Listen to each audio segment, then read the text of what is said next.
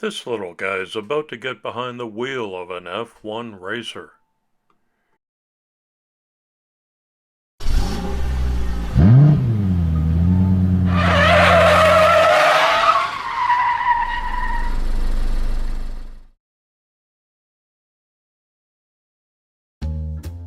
Hi everybody, and a warm welcome back to Maple Leaf Customs in Switzerland.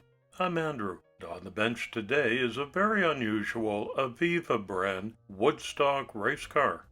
I got this in a very generous mail call from Guy Young in South Dakota. I've already done 3 cars out of that box, and I knew as soon as I unwrapped this one that I had to bring it back to life.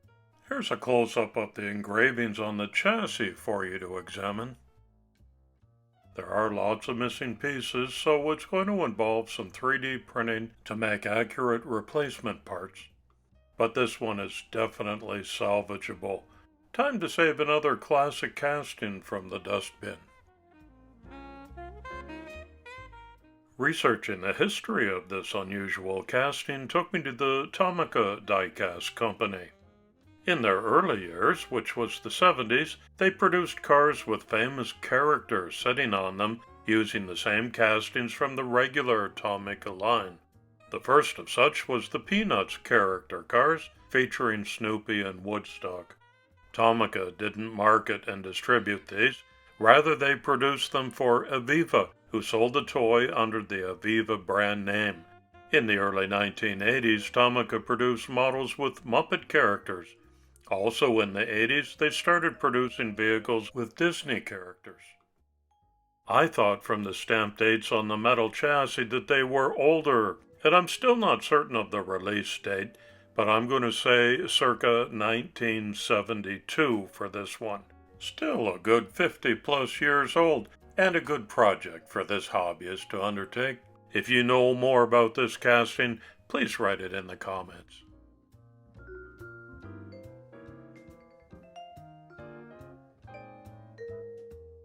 The cleanup and paint prep on this casting is the same for any of the other little models that you'll be working on. I used this bullet-shaped wire attachment on my rotary tool to take away any defects or burrs. Follow that with some 4/0 steel wool, especially where that decal was right on the hood. And you can see we're looking fine and ready to proceed.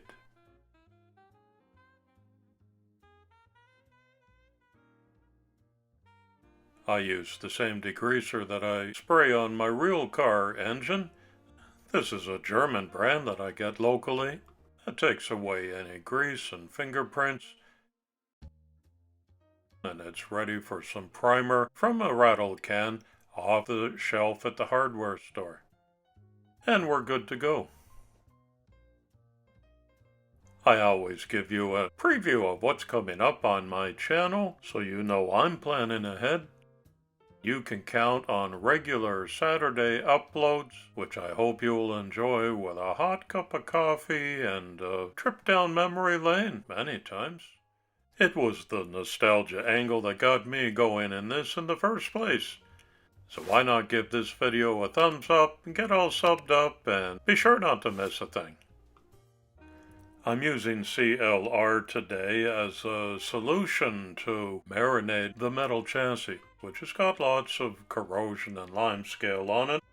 Takes about 3 minutes, 50-50 with water, and then a buffing up with an abrasive wheel.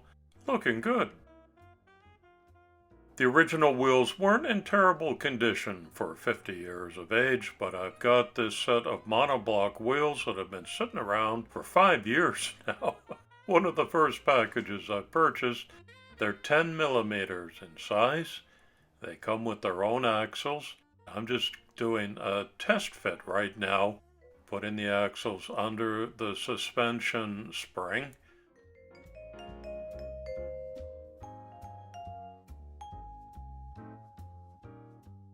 It's going to roll beautifully. I like the ride height and the clean look of these ones, so I'll go with those today.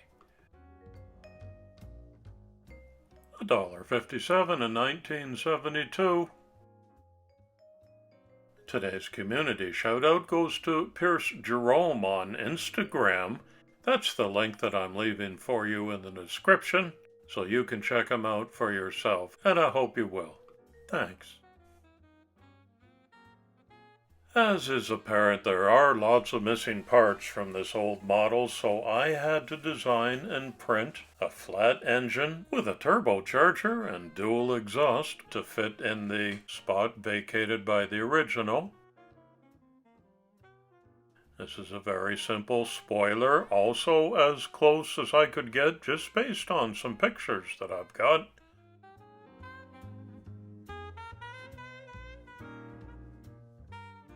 And Woodstock himself, tiny wings and a tail. I put him on a square base, so he will sit proudly in the cockpit pretty soon.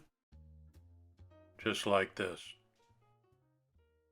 Mostly pics from eBay and Pinterest came up in my Google Images search. From those pics, as far as I can tell, there were only 2 decals on the original. This Woodstock on the spoiler, so I replicate that with an identical font. That was easy. And there was a number 61 in a rondo on the hood. Interesting, that's a good year for being born, if you ask me. And I added a Ferrari hood decal. That's what this F1 racer looks like to me. I thought a little bit of color on the sides would help too, where the Testarossa has those vents. And Ferrari's got a prancing horse just behind the wheels.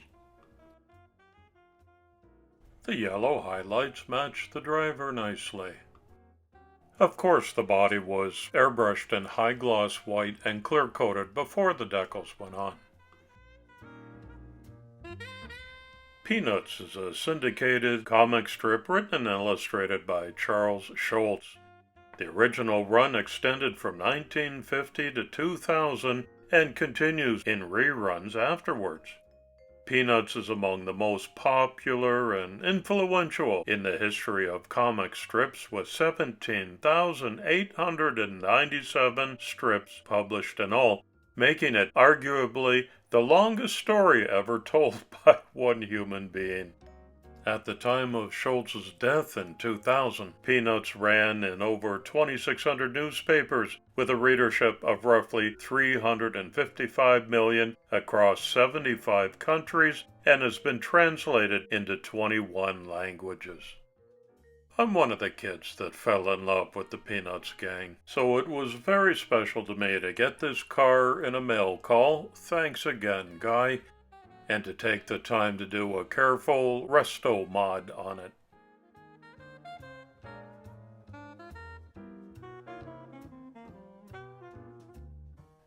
The brand new monoblock wheels are now permanently on the axles.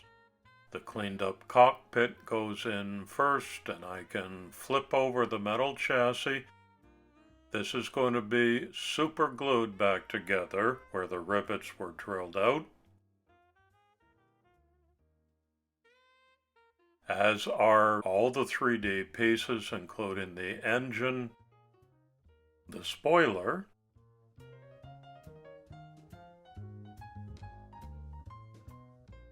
and Woodstock himself.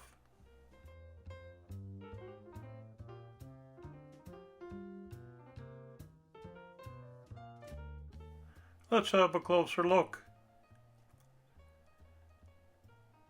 Now, it's not original anymore, but if you recall the condition that I got it in, it's a far cry from that and has been cleaned up beautifully, I think. A nice clear coat on there seals down the decals, puts a good shine on everything. I think I've captured the spirit of the original. We'll call it a restomod because of some of the changes that I made, including a few extra decals and colors, and the fact that I had to 3D print the replacement parts.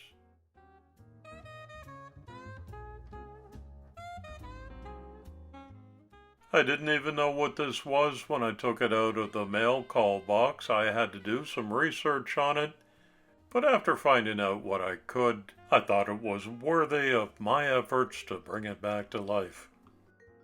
I'm well pleased with the end result. You can leave your respectful comments below and tell me what you think, and again, if you've got a little more history on this casting or one of the Snoopy cars they put out, we would all be the wiser if you'd share it with us. And that's a wrap on another build. Thanks so much for visiting my channel today. I do hope you'll come back soon and often. It's coffee time.